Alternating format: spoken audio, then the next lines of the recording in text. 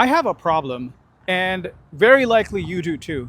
I have far too many things in my life that I would like to achieve, and they've always been telling me that jack of all trades is master of none. Uh, but that never satisfied me, and at the age of 35, I have tried to take the road not taken over the past few years, and I think that if I share that story with you, maybe somebody can get some value out of it, or maybe some people can tell me about how things went in their life and how I could do things better. So, ever since I was a child, my mom really made me believe that there's nothing that I can't achieve. I remember that I was great at academics, but she also put me through a lot of other activities like karate, swimming, skating, basketball, you name it. And I feel like that basically instilled in me like the fact that I could put in a lot of effort and gain success. I remember that when there was one time in my school where I was like second in the class, and this was like after half the year, and one of the teachers said, "Well, you could do really better, and you could top the class. You should aim for that." And then she asked my mom, "Oh, so what's the difference between him and the guy who's first?" And my mom said it's 17 marks. And the teacher was like, "Oh, well, okay, well, you should just do as well as you can, right?" And so, I mean, even she had given up, but my mom was like, "Well, that's really not an answer, right? We have to work hard." And I did actually end up topping the class. But the point of this story is that eventually I realized that if you put in the effort, you can really achieve anything. And I think that every child feels that way. When you are a kid, you want to become something else every second day. You probably want to be a truck driver. You think that's cool because you saw that in a cartoon. You want to be maybe a space scientist. You want to be a poet, a cartoonist, you name it, right? And so this changes for people all the time. But I think as you grow, this desire of trying on different things goes away. And that's really something that I felt like, unfortunately or fortunately, has not left me. So I still want to do a lot of things. I want to win the Nobel Prize. I want to win an Olympics medal. I also want to be a poet. I want to dance. I want to write. I want to travel. And I really felt like there are a lot of reasons the way society projects itself onto us, because of which we end up giving up those dreams. I remember that there is a family relative who I'm not going to name, but they're probably in their 50s or 60s, and we were celebrating their birthday. So we brought in a cake. Everybody said happy birthday, and he seemed he seemed quite upset. He seemed sad, and he said, "Well, what's the point? It's not like I really achieved anything in my life." And I have heard stories of his school life before, and he used to be at the top of class. He used to be very good, and he was very devoted. He moved to a new country, and he built up a great foundation for himself, for his family. But at the end of the day, he's unhappy because I think he didn't live up to his potential. And when I heard that, not only did I feel sad for him, but I actually felt like that's not something I want to have when I turn 50 or when I'm in my 60s. So I really thought that I really need to try a lot of other things in my life. And so that's what I've been trying to do. So a little bit about myself. When I was in school, I grew up in India, and I was good at academics. I did well in like science, math Olympiads. I was good in debates, declamations. I even actually used to debate in Sanskrit, which is sort of an obsolete language. I don't know if I should say that, but not many people speak it. It's sort of like Latin. And I went to a good university. I did well in my engineering. And then I came to the US, and that's really when things changed. Because for anybody who's from India and who's listening to this, they would probably understand that the curriculum there is quite rigid, and you don't get a lot of flexibility in. Oh, that was a scare. But yeah, you don't have a lot of flexibility. You don't do a lot of research, and I personally didn't get a lot out of that. So when I went there, I was like, oh, I've gone from this guy who was great at academics to actually feeling out of place. So I went to University of Michigan, and there were a lot of smart guys over there. So yeah, this guy was a jerk. But I essentially had to go back and relearn a lot of things. And I think that part was quite difficult. That was the first time I faced a lot of challenge. I also realized that what I really wanted to be, I was too far from. So I remember that there was one time a professor of mine told me that I had to build a mechanical system where two things had to be brought together. And I was like, okay, well, to do this, I need to use screws, and the screws I need to use have to be optimal. And the only way I could do that is if I revisit screw theory.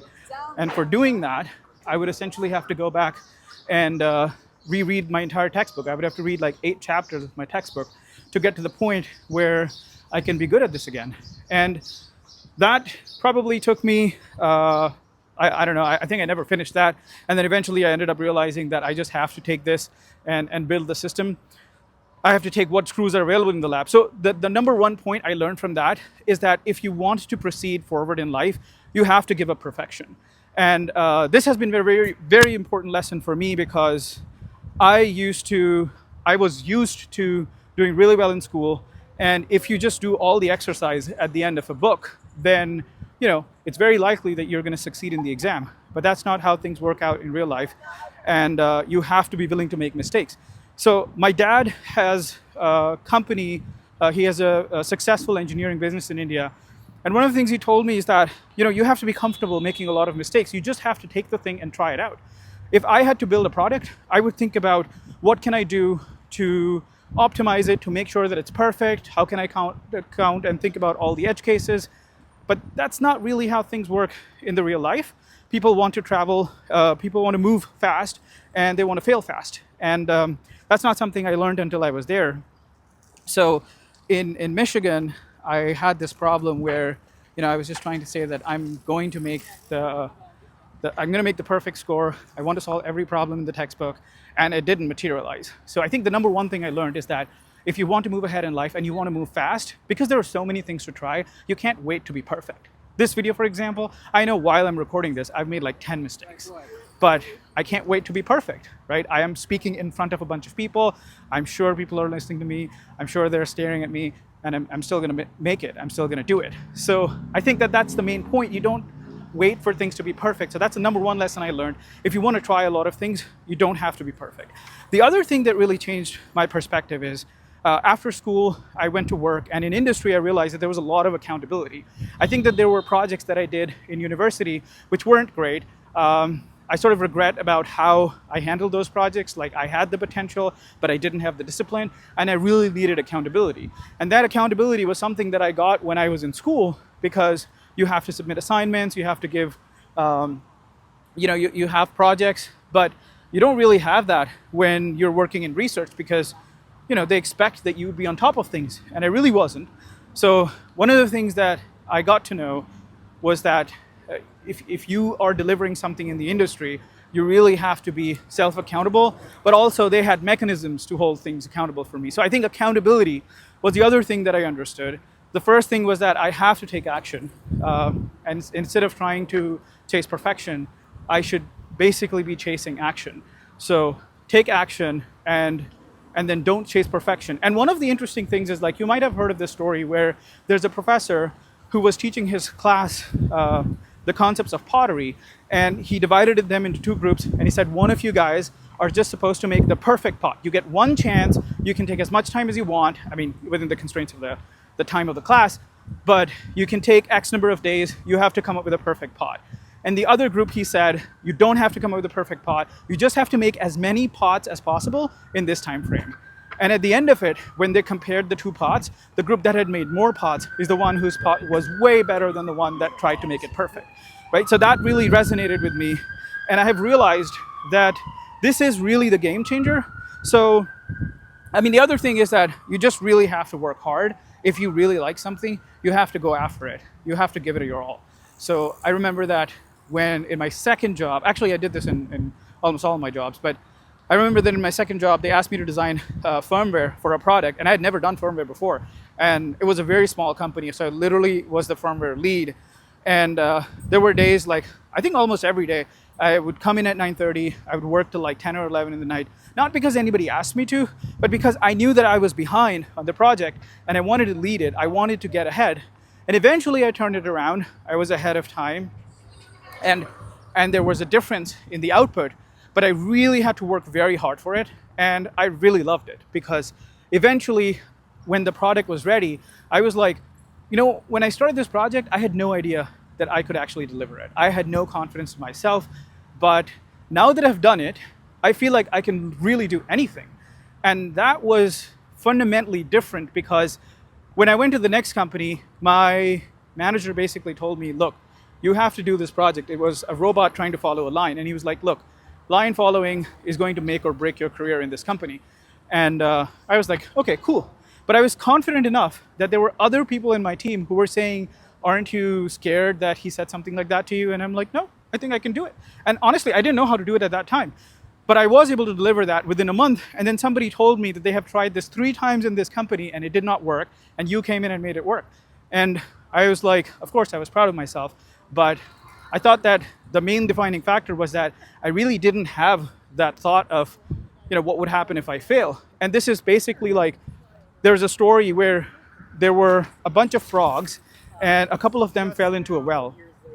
And they could see from the bottom of the well. It was too tall. They couldn't climb easily. And all the frogs were jumping at the border of the well. And both of them were trying to jump up. One of them stopped jumping after a while, and the other one kept doing it and eventually came out. And the difference was that the frog that stopped jumping was totally normal. All the other frogs at the top of the well were basically shouting that it's too tall, you won't be able to climb, and you're going to die here.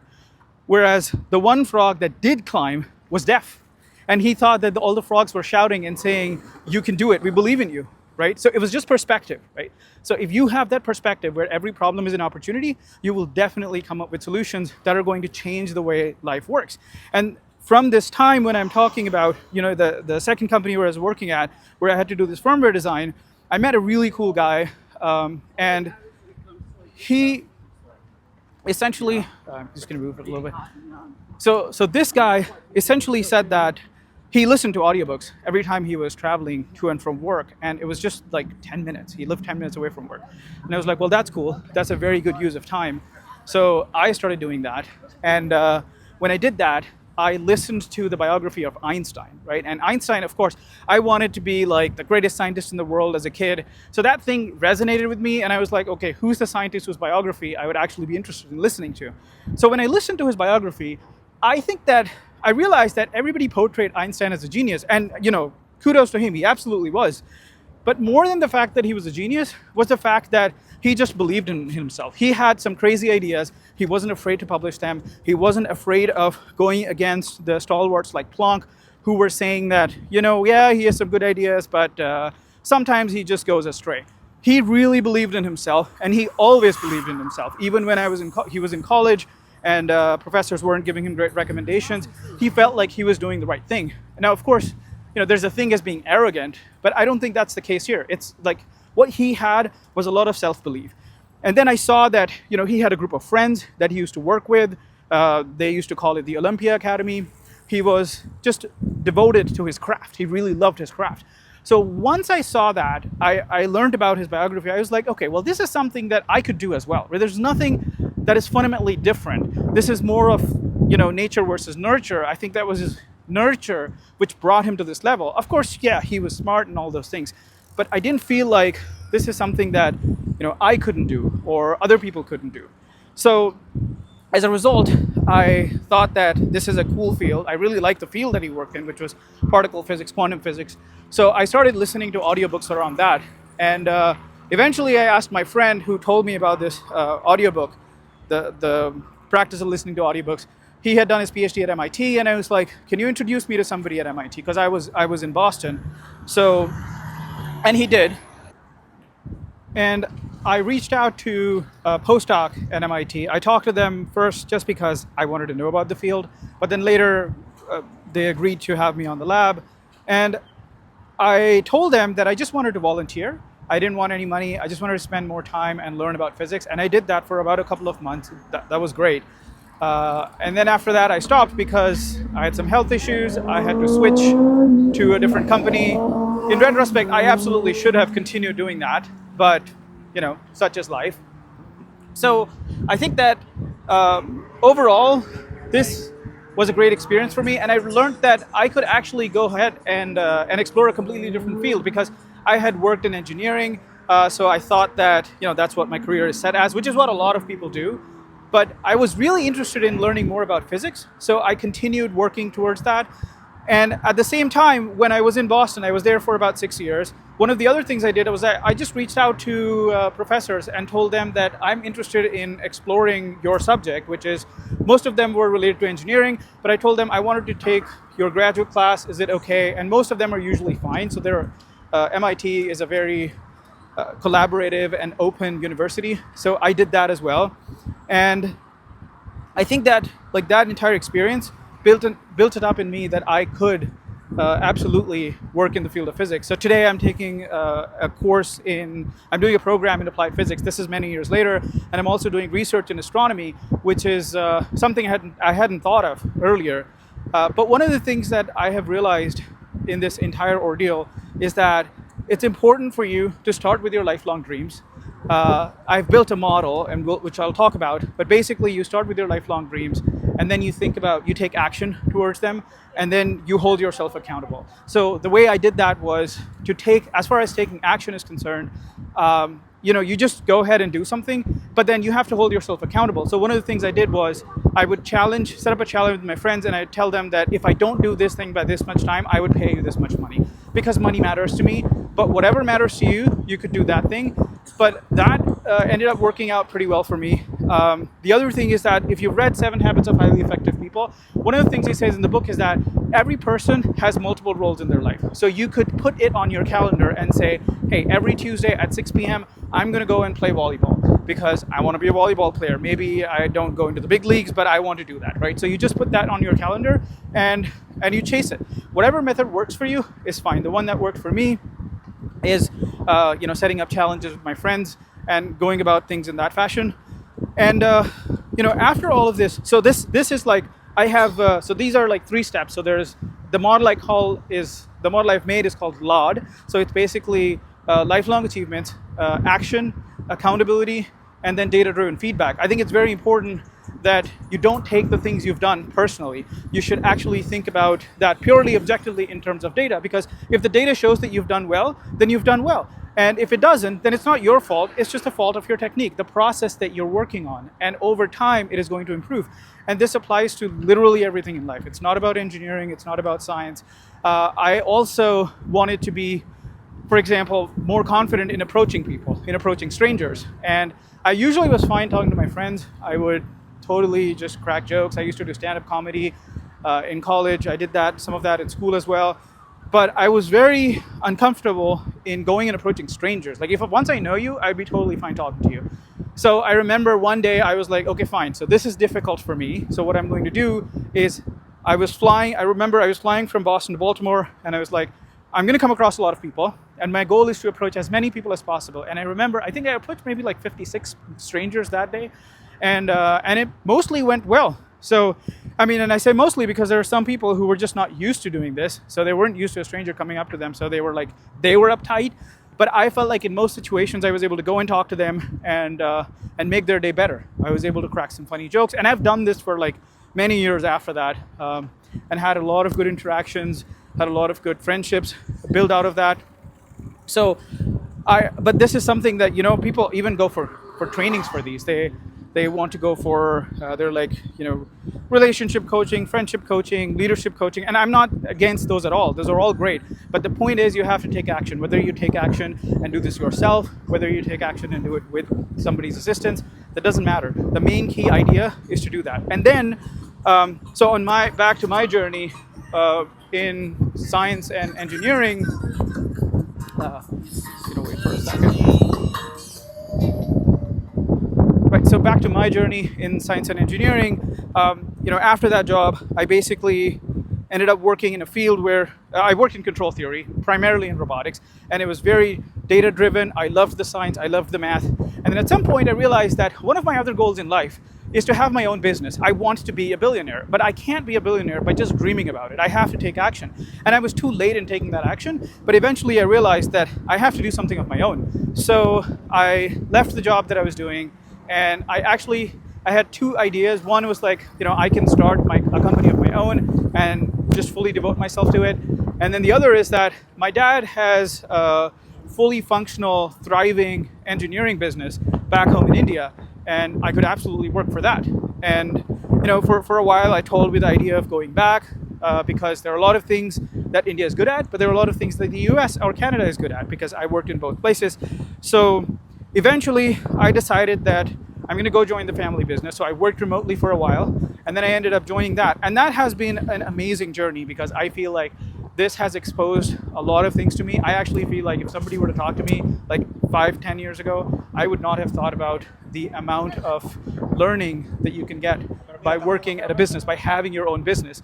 So because I'm at a leadership position, there are facets to it that I've been exposed to that I didn't think about before. And I think that the company that I'm associated with is Statcon Electronics and Statcon Powtech, and these are companies based on power electronics, which is not exactly my field, but what I really enjoy is problem solving. I remember that one of the companies that I worked at, which eventually got acquired by Walmart, I started a math club because I was interested in math, and I was like, well, whoever is interested, just come and we'll talk about math topics. And if the other thing is, for example, I'm interested in Punjabi, but I'm ethnically Punjabi, but I never studied Punjabi in school because I was born and brought up in Delhi. My school only had Hindi, Sanskrit, and my parents used to speak Punjabi, but I never actually focused on it a lot.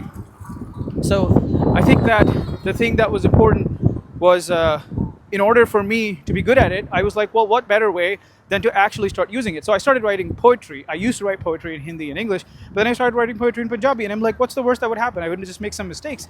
And I actually felt that, this is a great way to learn. This is also the way my dad learns, because if he wants to do something, he would just go build the product. He would just say, okay, let's look at the data sheet. Let's look at how the component behaves. Let's subject it to some tests. He doesn't want to go through a lot of theory and go through what people are hypothetically saying. Of course, there's a lot of theory that's involved when it comes to engineering and math, but it's more about like taking things hands-on. That is the differentiating factor. And I felt like that is something that I'm still learning from him. And there are a lot of other great mentors that I've had over the years who have taught me these things. But my biggest takeaway was that I need to take action, right? I need to start with having some lifelong goals. I need to take action. I need to do accountability. And then eventually I need to have data to prove that it works. So the model, which I call LOD, is actually also, it means love in Hindi and Punjabi. And I feel like it's sort of serendipitous because you have to have some amount of self-love. You have to love yourself. You have to have faith in yourself if you want to make a change in your life. And so at this point, I try doing different things. I actually want to be a great swimmer, but I think I was always afraid of swimming as a kid, and to some extent I still am. But now I try to do things like underwater hockey, where you're trying to play hockey under the water. Not a very known sport, but I enjoy it. I struggled with it for a while, but the thing that I've realized is that struggle is something that is good because that's how you grow.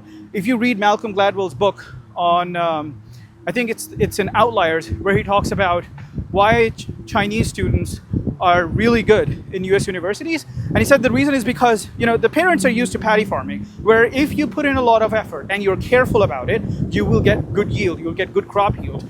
And in the same way, they have brought up their kids knowing that if you put in the effort, you're going to be successful. So just putting in a lot of effort is going to give you results. And as long as you're in that mindset, which is the mindset which my mother gave me, that you can just work hard. If you work hard, you will be able to solve problems, and that's really all there is to it. Of course, with time, you learn, you become better at strategizing and so on. But so right now, I'm actually in a very strange position because I have a company that I am using for consulting in Canada. So this is for robotics consulting. I've done some of them with autonomous driving companies. And then I work with the power electronics companies based in India. And then at the same time, I'm also trying to do a master's in physics at Johns Hopkins. And not only that, I also reached out to a professor and I said, look, again, same thing. I was just like, I want to volunteer. If you like my work, you can pay me. And then, those things went in the right direction eventually. But I just started out by saying, look, I'm interested in this, right? You can just work with me, and I want to learn about astronomy. I actually also did a couple of podcasts with my supervisor. So I think that what I've realized is that it's never too late. I remember that when I was in my 20s, there were years and there were moments when I used to be very upset. I was I was like really reduced to tears because I was like, oh, I'm not where I should be in my life. Like I wanted to do a PhD at some point. Maybe I wanted to work in physics. I wanted to be a billionaire. I wanted to be a great athlete. And I've realized that none of that matters, right? You could just start it today. There's a saying in Hindi which is "Jab jago tabhi savera," right? When you wake up is when the morning is. So, like, if I want to be a great cyclist, hell, I should just start cycling, right? And I did that. I got a cycle. I started biking. I got good at it. I wouldn't say like I'm a champion or anything, but it felt good, right? It felt good that I tried. And one of the videos that I watched recently, there's a great podcast called My First Million, and there's a guy, Blake Scholl, who has a company, I believe it's called Boom, and they're working on supersonic flight because they want to reduce the time it takes for transatlantic flights. And one of the things he says is that, what was more important to me than the success of my company was that I should have tried. Because if I didn't try, that would really eat at me. And he said that one day I was talking to my daughter, and I said, and his daughter is, I think she's 13. You have to watch the podcast to know that. But he said, I talked to my daughter, and she was like, he said, what happens if Boom fails? And she said, I would be proud of you for trying. And that had him tear up in the show. I also teared up a little bit, but I think that the key point is that you have to really try. And if you read about the greats like Leonardo da Vinci or, because I think he was really a polymath, but you read about any of the polymaths, they basically just tried it out, right? Da Vinci wasn't even educated. Like he didn't even get formal training. Michael Faraday, who's basically, like the father of electricity, wasn't trained at all. He was an apprentice at a bookbinder's shop, and he read a lot of books. He made careful notes, and he sent them to Humphrey Davy. And he said, look, I would like to work in your lab. And Humphrey Davy was like, yes, you can be my assistant. And today, he has been more successful than Humphrey Davy has been. Because really, at the end of the day, we don't have to be constrained by the cage that the society has put us in. We just have to feel whatever, when you were a child, you don't care. You don't think about, oh, I want to be a scientist or I want to be a cartoonist, but it would need blah, blah, blah to get there. You'd be like, it doesn't matter, I'll just do it, right? And I think that at some point in life, we just end up losing that. And I have lost that. I lost it when I was in my 20s, and I really was trying to take the regular path, but I realized that it wasn't getting me anywhere. I was happy solving difficult problems, but it wasn't helping me achieve my lifelong goals. It wasn't helping me, now every day I look at something, I'm very competitive, so I feel like, oh, I want to do this. I look at people making videos, and this is actually also inspired by one of my friends who I met through Social Circle in Boston. His name is Johnny Kendhammer. You should check out his channel. But he was like, bro, you got to try this. And this is the approach. And he has been very supportive. So I think that it's never too late and you should try. Actually, his journey is very good because he got divorced at 35. And then he was like, I'm going to go and improve myself. I'm going to move ahead in my life. I'm going to travel. I'm going to work on myself. And I think those are a lot of the values that I resonate with. And those are the things that have helped me become better at what I'm doing. I still am working on a lot of things. There are a lot of ways in which I'm wrong, a lot of ways in which I'm learning how to be a better leader, how to be a better team contributor, how to be a better player everywhere overall in my life. But I think that it all comes with action. And if you use the model, if it helps, you can think about it. This acronym, LOD, basically helps me, reminds me to love myself. And it reminds me that every time I'm taking an action, it must be related to something that makes me happy. Is it helping me achieve my lifelong goal? Am I taking enough action? Am I holding myself accountable? And is there data that proves? Is it just my gut feeling where I'm saying, oh yeah, I put in a lot of effort. If it didn't work, what can I do? No, there has to be data. And unless it is, one of the things I like about Elon Musk is he says, unless something cannot be done according to laws of physics, it's not impossible. And, a lot of people would think he's douchebag in many senses, but I think that at least this quote of his is very inspirational, and I have used it as a guideline to see whether or not I can achieve my lifelong dreams, right? So that's it. I hope it helps some of you guys. You can leave your thoughts in the comments and maybe help me do better in my journey. And I hope to hear from you guys soon.